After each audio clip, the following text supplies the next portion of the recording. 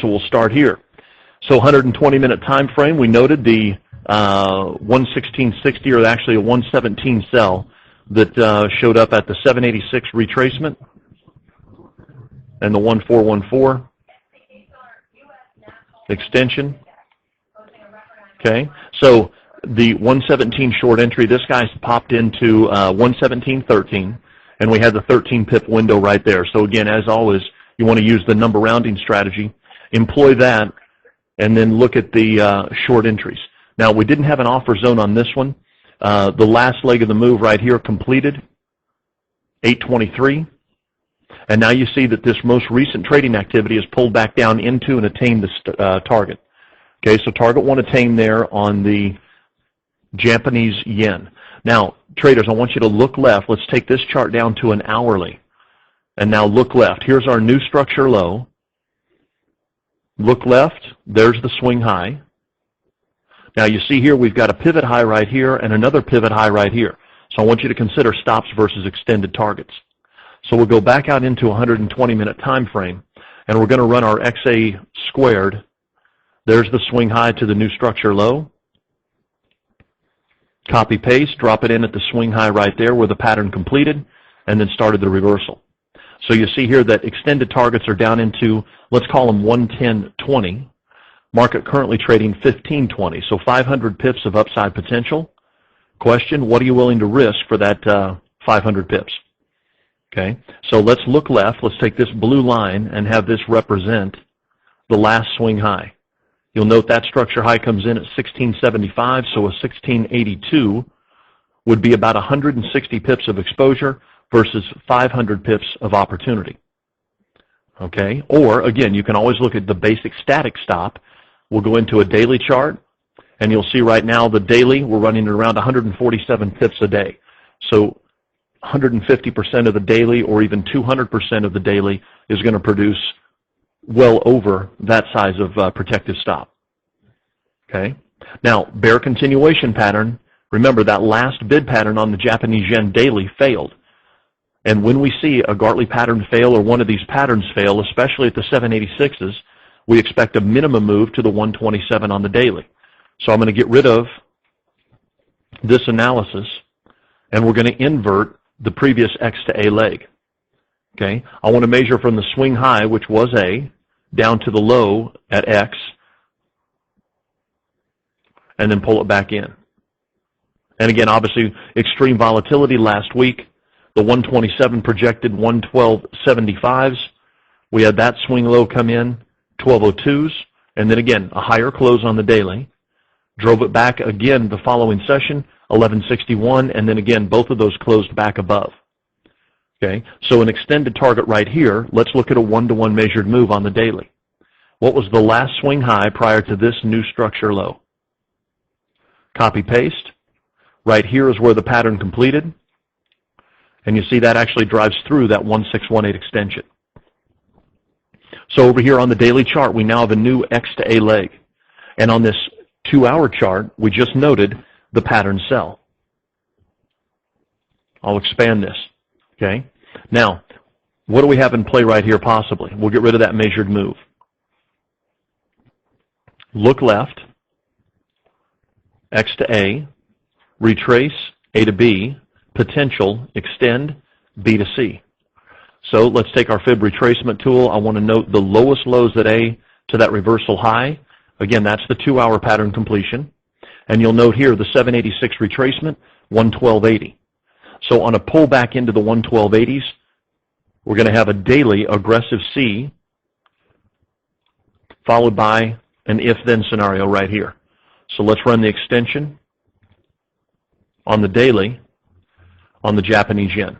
So you see here AB equals CD into a 127 extension around 118.68. Okay, so the longer term game plan, if the market continues south here, point of interest 112.80 to 113 Japanese yen. Okay, but again, back down into the hourly, I'll tighten this chart up. Opportunity to look left and identify the last swing high. Now obviously stops above the swing high where the pattern completed, more exposure, trail stops down into this price point, And again, here you see we have had the hourly lower low and lower close, and we've pulled right back down into previous structure resistance, acting as support. Okay? So Japanese yen target attained. Now let's pull over the British pound. And again, some of you are trading these independent of the other FX markets. Obviously, you want to consider the correlation on any of these markets. This guy moved into the pattern sell. Okay, 130s on the, the projection right here, 12s versus 136. So 112 versus 136. Okay, so there was the pattern sell. Now last week we checked in on the pound, and as this rallied against the position, you had adverse excursion opportunities. And you can see here from the 158s down to around the 29s, we've pulled back now in broken structure, followed by an outside return to this 618 retracement. Okay, so if this market takes out that swing low, then look for the opportunities for aggressive trail stops. And those trails would come in just above the swing highs right here. And those swing highs, let me pull this up. Those swing highs come in around 129. So 131 trail stop. Now again, let's look at some expectations here. There's the impulse after pattern completes. That would be an ABCD. You see that we're going to drive right down into a point of retracement.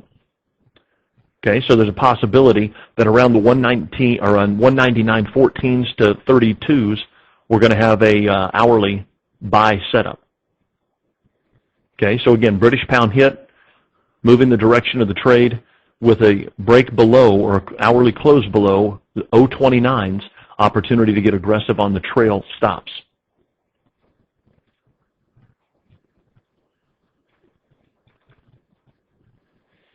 Now, last week we took a look at gold. I want to pull this one in real quickly as we're moving into a potential pattern setup.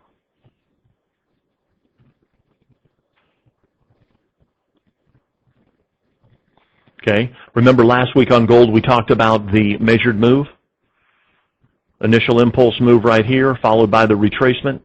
You see we did drive into the 676s, which would have taken out the trail stops from that previous sell. Okay, now after the pullback, we've got 618, 786 driving this right now, made in new structure high. Okay, so let's take this measured move right here, pull it up. You'll see it was just about the exact same symmetry.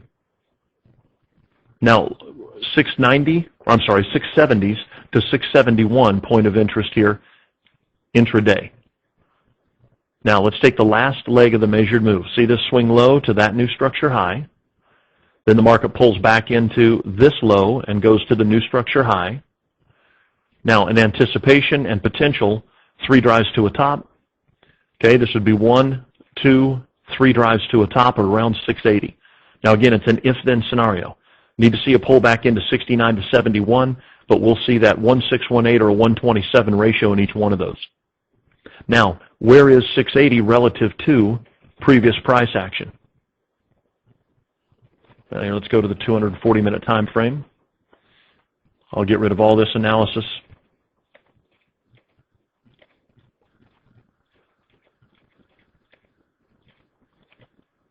Okay, and look left. Now let's take the retracement from the swing high prior to this dip into the new structure lows, and you'll see that 680 comes in right around the 786 retracement. Now again, a lot of volatility. We're going to take this swing low. There's the retracement into the 618, potential 222. Then we pulled back into that higher low. Now where would the AB equal CD? You see that drives into the 886. But to find Ration confluence, we just run the swing low to that impulse high. And right there's your beautiful 680 sell. Okay? So again, if we get the pullback down into that 689, 670, then expect a measured move. Here would be 1, 2, 3 drives to a top into a beautiful point of Ration confluence for the 680 to 680.50 sell in gold. And again, stops have to be above swing highs at 688s.